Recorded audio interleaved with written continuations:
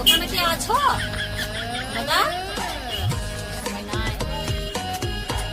সুন্দর সুন্দর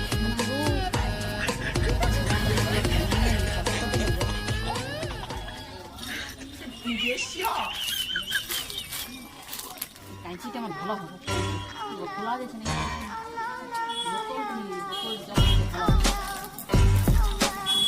দাদা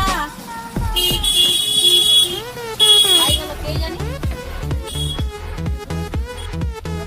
কোথায় আপনি?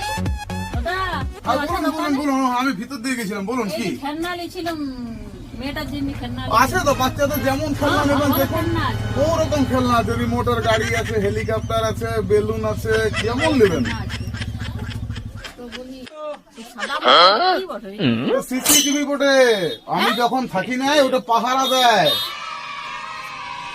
বলছিলাম যে এই খেলনাগুলো পছন্দ ছিল,